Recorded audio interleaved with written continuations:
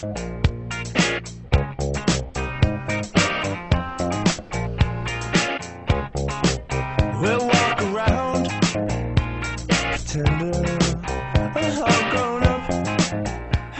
prenais le TH, je faisais Confluence Pardieu. Et là, je suis ravie de pouvoir passer de l'autre côté. Je l'ai pris aujourd'hui pour me balader, pour voir ce que c'était. Simple curiosité.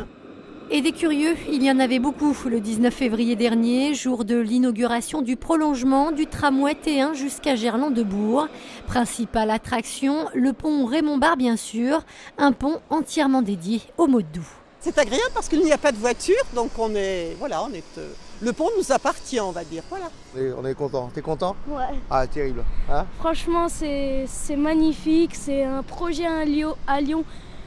Franchement, c'est incroyable.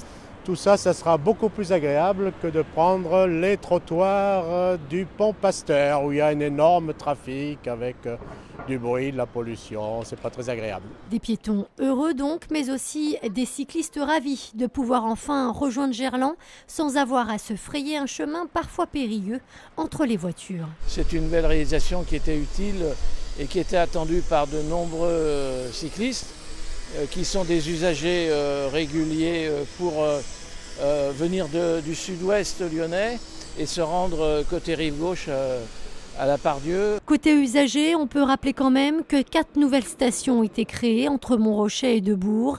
Un prolongement qui devrait permettre de développer encore davantage le quartier Gerland. On essaye de créer des dynamiques économiques, des dynamiques de recherche, des dynamiques de développement. Et puis comme on sait bien que, aussi bien ici que sur Gerland, on a des grandes entreprises qui ont une valeur symbolique forte au niveau international. Je crois que là aussi, Gerland va largement profiter de cette liaison avec Confluence.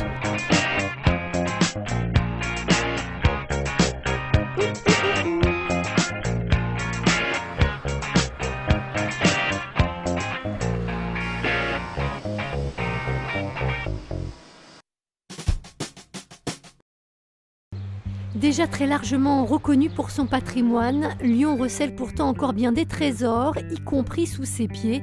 Pour preuve, la découverte il y a quelques semaines d'une mosaïque gallo-romaine lors de travaux à la station Ampère. C'est une mosaïque d'une qualité remarquable qui atteste une fois de plus la richesse du secteur en matière d'implantation à l'époque romaine, de riches domus appartenant très vraisemblablement aux commerçants de l'époque.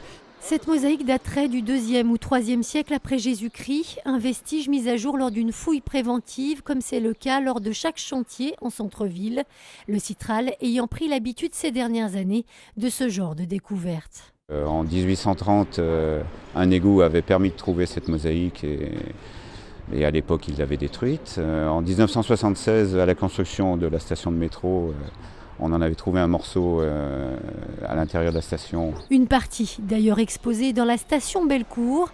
Quant à celle-ci, elle sera prochainement transférée dans les ateliers de Saint-Romain-en-Galles pour y être restaurée.